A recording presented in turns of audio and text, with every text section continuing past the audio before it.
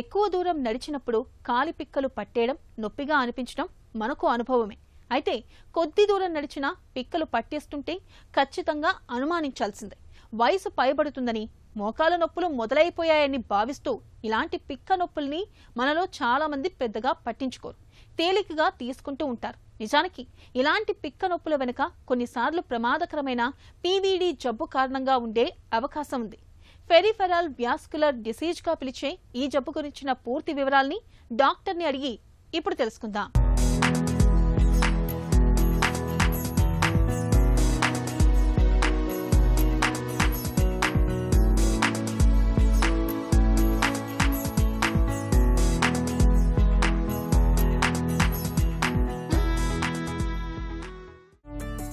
Peripheral arterial disease అంటే ఏంటి? Peripheral arterial disease అంటే ఏంటంటే, మనము రక్తనాళాల్లో మనకి గుండె దగ్గర రక్తనాళాలు ఎలాగైతే ఉంటాయో మన కాళ్ళకు కూడా, మన చేతులకు కూడా రక్తనాళాలు సప్లై అలాగే చేస్తుంటాయండి. సో ఆ రక్తనాళాల్లో వచ్చే సమస్యల్ని పెరిఫెరల్ ఆర్టీరియల్ డిసీజెస్ అంటాం. సో ఈ పెరిఫెరల్ ఆర్టీరియల్ డిసీజెస్ ఎలాగ మనకి ప్రజెంట్ అవుతాయంటే, ఫస్ట్ ఇనీషియల్ స్టేజెస్లో కొంచెం నడుస్తూ ఉంటే పిక్కల్లో నొప్పి రావడం అనేది జరుగుతుంది. సో ఈ పిక్కల్లో కాళ్ళలో నొప్పులు రావడము, చేతుల్లో నొప్పులు రావడము, తర్వాత ఈ రక్తనాళాలు సమస్యలు ఇంకా తీవ్రం అవటం వల్ల, ఈ రక్తనాళాలు బ్లాక్స్ పూర్తిగా మూసుకుపోవటం వల్ల గ్యాంగ్రీన్ చేంజెస్ రావటం, అంటే కాలు వేళ్ళు మరియు చేతులు వేళ్ళు నల్లబడిపోవటం జరుగుతాయి. ఇలాంటి సమస్యలు అన్నిటిని మనం పెరిఫెరల్ ఆర్టీరియల్ డిసీజెస్ అంటాం. సో కొంతమందిలో ఇవన్నీ లేకుండా ఏమవుతుందంటే, కొద్దిగా చర్మం నల్ల రంగులో మారడము, హెయిర్ అనేది లాస్ అవటము ఆ కాళ్ళ వాటి మీద, ఇవన్నీ రక్తనాళాలు రక్త ప్రసరణ తగ్గిందని మనం గ్రహించి ఇవన్నిటిని కూడా పెరిఫెరల్ ఆర్టీరియల్ డిసీజ్ అంటాం. పీఏడీ ఎందుకు వస్తుంది, ఎవరికి వస్తుంది? సో ఇది ముఖ్యంగా మనకి షుగర్ ఉన్న పేషెంట్స్లో, ఏజ్ అయిన పేషెంట్స్లో, అంటే తీవ్రంగా షుగర్తో బాధపడుతుంటారు ఎక్కువ కాలంతో, మోర్ దాన్ 10 years ఉన్న వాళ్ళలో ఎక్కువగా చూస్తుంటాము. అలాగే బీపీ పేషెంట్స్లో, అన్కంట్రోల్డ్ బీపీ ఉన్న పేషెంట్స్లో, స్మోకర్స్లో, తర్వాత కొంతమందిలో జెనెటికల్గా కూడా ఫెమిలియల్ హైపర్ కొలెస్ట్రీమియా అంటాం, అంటే కొలెస్ట్రాల్ లెవెల్స్ ఎక్కువ ఉంటాయి వాళ్ళల్లో. తర్వాత ఏజ్ కొద్దిగా వయసు పెరిగే కొద్దీ ఈ మన రక్తనాళాల్లోనే పెళుస్తత్వం అనేది పెరుగుతుంది. దీన్ని ఎథెరోస్క్లెరోసిస్ అంటాం. ఇలాంటి ఎథెరోస్క్లెరోసిస్ ఉన్న పేషెంట్స్లో వీళ్ళందరిలో కూడా ఈ పెరిఫెరల్ ఆర్టీరియల్ డిసీజ్ అనేది వచ్చేదానికి అవకాశం ఉంటుందండి. సో అందుకనే ఈ ఆర్టీరియల్ స్కాన్ అనేది ఏబిఐ, టీబీఐ మరియు ఆర్టీరియల్ ఏజ్ అనే స్కాన్ని మనకి చేసుకున్నట్టయితే ముందుగానే ఈ పెరిఫెరల్ ఆర్టీరియల్ డిసీజ్ గురించి అవగాహన వస్తుంది. పీఏడీ తాలూకు లక్షణాలు ఎలా ఉంటాయి?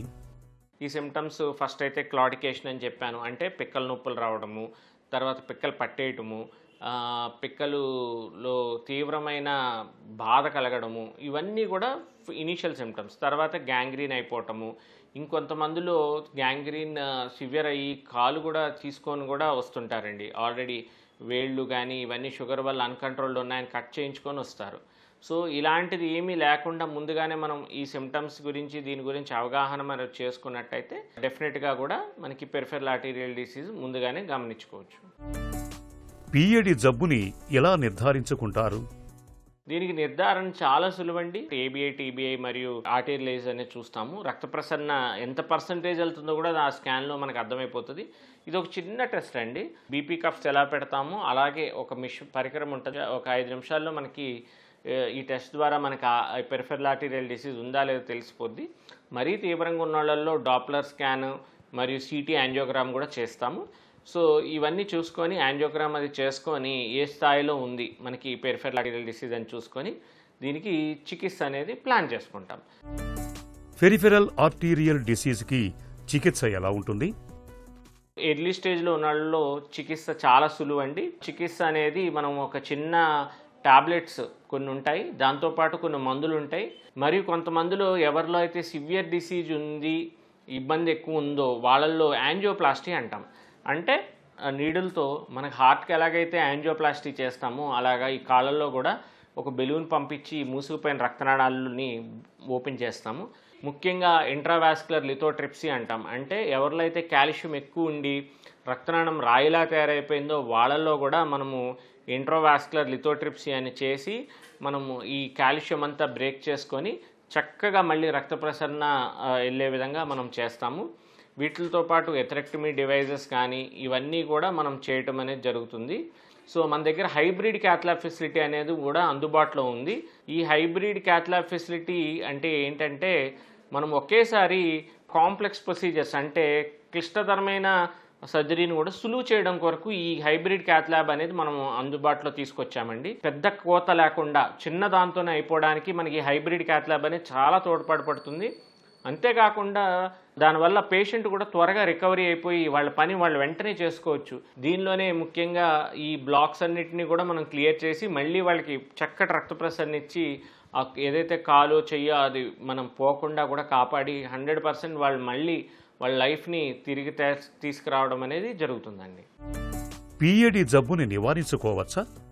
దీన్ని నివారించడానికి మనం జాగ్రత్తలు ముందుగానే ఇందాక మనం డిస్కస్ చేసుకున్నట్టు షుగర్ కంట్రోల్లో పెట్టుకుంటాము. రెగ్యులర్గా వాస్కులర్ సర్జన్తో ఒక ప్రాపర్ వాస్కులర్ సెంటర్తో రెగ్యులర్ కన్సల్టేషన్స్ తీసుకున్నట్టయితే ఈ షుగర్ వల్ల వచ్చే ప్రమాదాలను ముందుగానే గమనించడానికి ఫుడ్ స్కాన్ అని ఏబిఐ టీబీఐ అవన్నీ చేసుకున్నట్టయితే ముందుగానే మనము ఈ సమస్యను గుర్తించి దాన్ని నివారించడం కూడా జరుగుతుంది. దీంతోపాటు కొన్ని జాగ్రత్తలు కూడా మనం చెప్తాము. కొన్ని టాబ్లెట్స్ కూడా అప్పుడే మందులు కూడా ఇవ్వడం అనేది జరుగుతుంది. సో ఇవి రెగ్యులర్గా మనం వాడుకున్నట్టయితే పూర్తిగా రాకుండా కూడా మనం అవాయిడ్ చేసుకోవచ్చు. కొద్ది దూరం నడిచినా పిక్కలు పట్టేస్తున్నప్పుడు, కాళ్ళు గుంజుతున్నప్పుడు ఆలస్యం చేయకుండా వెంటనే డాక్టర్ని సంప్రదించాలి. పరీక్షలు చేయించుకోవాలి. పీవీడీ జబ్బును త్వరగా పసిగట్టడంతో పాటు అంతే త్వరగా చికిత్స తీసుకోవాలి. అప్పుడే పీవీడీ జబ్బు నుంచి పూర్తిగా బయటపడొచ్చు.